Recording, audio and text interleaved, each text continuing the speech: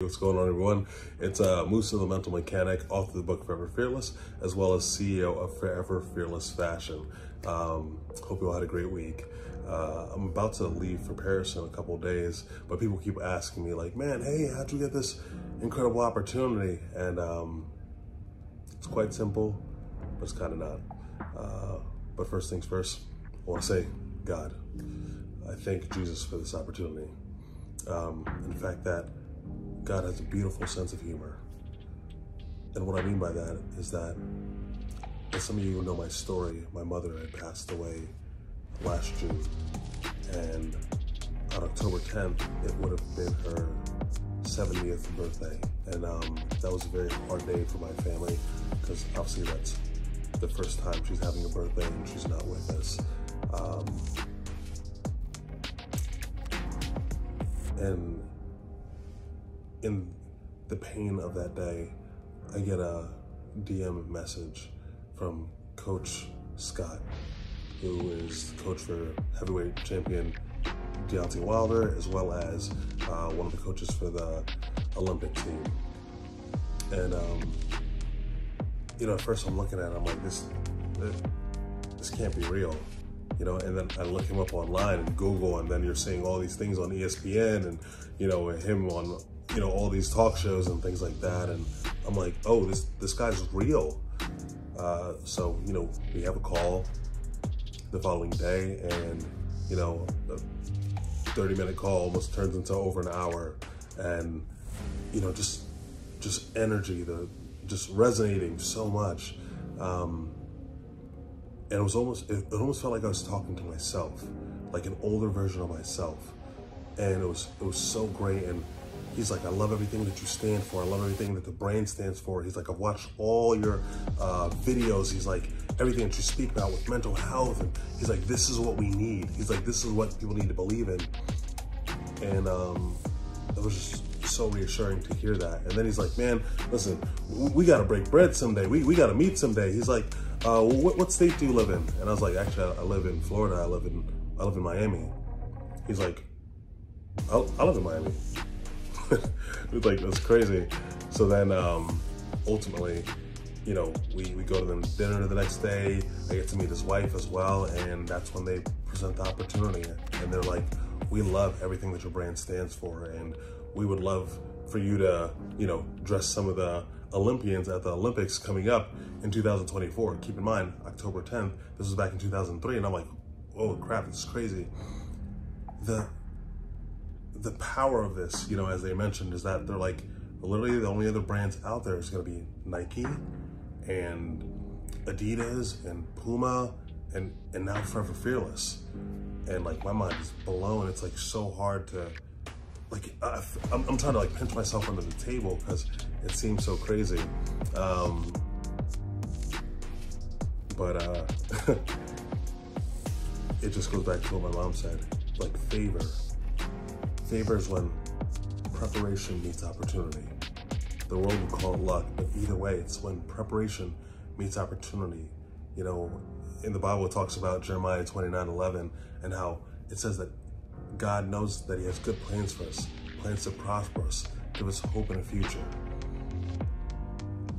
And so if we really believe that, then that means that he has opportunities ready for us. But what good is an opportunity if we're not ready? Just like a loving father, as much as I may love my son someday, I'm never gonna give him a car at 10 years old. Why? Because it would destroy him. And so I will hold that car back. Even though I have the finances and ability to get him a brand new car, I would never give it to him until he's proven that he's ready for it. Means that he has to pass the test, right? The license test. I don't care if he's 35 and he's like, Dad, I'm 35 now. Can I please have the car? It's like, no, son. I mean, did you pass the driver's license test? Well, no. Well, I'm sorry, I can't give it to you. Because again, as a loving father, I would never give my son or my child something that would destroy them. And again, in the same manner, I know that God wouldn't do that to us. So that's why I encourage everyone to always be preparing. That's why you see all the posts that I put in my stories. I'm like, master your craft, because even like the Bible says, it's, that your gift, that your talent will bring you in front of kings. They're not just flying everyone out to Paris. You know what I mean? Like, I'm being requested by, again, one of the biggest athletic organizations in the world during one of the most important times. And to put things in perspective as well, like just, you know, one of my friends is like, man, this is a once-in-a-lifetime opportunity. So I went and just looked it up, and it really is. Because the last time that they had the Olympics in Paris is 1924. Yeah, that's 100 years ago. So if I didn't go now and time repeated itself, I don't plan on living till I'm 100 and, you know, or 200 years old. So the fact of the matter is that this is the once in a lifetime opportunity that I'm so grateful that I was prepared for. I kept having these dreams, I kept having these visions of it. Like, I couldn't even fall asleep sometimes. And it's funny because the Bible talks about that it's God who gives you the ability to gain wealth. And it really does. Because I remember the story of the gentleman who made John Deere tractors. And he had never really seen anything like this before, but it came to him in a dream. And he had the bravery to draw it up. Some of you keep getting these urges and these ideas, and you keep just pushing them off. That could be the thing that's your breakthrough. You know, Sarah Blakely, who's a self-made billionaire, and I talk about this in my book as well. She made it by making Spanx, you know, those things that women wear under their dresses to keep all the goodness and extra cushion and pushing in. But with that, she talks about how she flies all over the world and women run up to her and they're like, yeah, well, I had that idea first. You know, I was cutting this off before you ever did it. She's like, yeah, but I executed. I executed on it.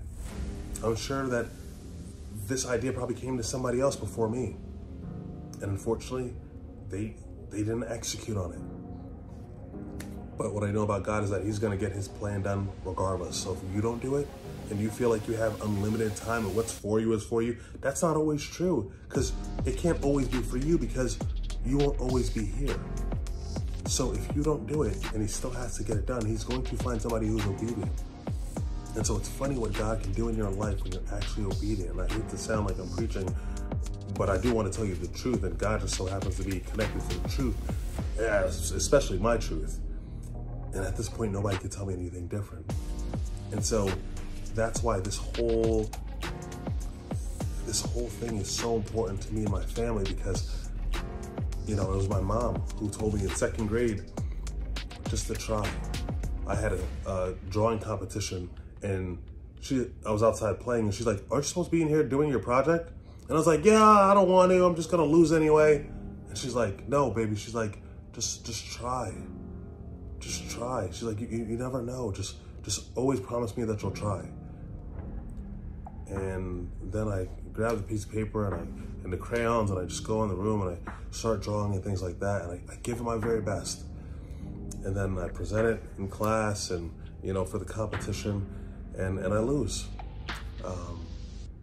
I don't even get 3rd place. I'm like, I lose bad, but it's more of the principle. And so even though I lost in that competition, I believe I won in life, because the mindset of just trying. You never know. Someone's got to win. Why not you, right? Like Russell Wilson says, his dad used to believe in him before anyone else did. He said, someone's got to make it to the NFL. Why not you? Someone's got to win the Super Bowl. Why not you? And so my question to all you out there that are fearless fighters as well, why not you? Why not you? We can think of so many reasons why we can't do this and that. Yeah, but why not you? You are smart enough. You are good enough. And even if you don't think that you are, this is where the favor of God comes in. Because I'm sure there's tons of there's literally thousands of different brands. Why choose mine? The fact of the matter is that they came and found me. They found me. I didn't go there. They found me. They paid me. Everything's taken care of. Like, it's real. It's already written in the history books. This is history in the making. And I'm so grateful to be a part of it. I'm so thankful to God for the good plans that he has for my life that I didn't stand in the way of. Some of us are standing in our own way. And I encourage you to be brave, to be bold, to be fearless, and go after the thing that's in your heart, because you don't know what it's going to open up the door to. All the different people that I've been able to meet just because I've been obedient in doing something that I've never done. In the night when I'd have those dreams, I'm like, I don't even know where to start. I don't know any designers. I've never designed anything in my life. I didn't go to school for this, but I just started drawing like I did in 2nd grade. And like my father says, that God will bless the works of your hands. He can't bless the works of your hands if your hands aren't working. So I lovingly encourage you to put your hands to work and put your heart towards God and see what he does for you and with you. Again, be brave, be bold, be fearless. Love you all. I'll see you in Paris. We out. We out. We going to Paris. Oh, and these are the tracksuit colors for Sierra Leone in honor of my mother. And if you turn around, you can see the name right there, Fatmata. Just because she's always had my back. Love you all.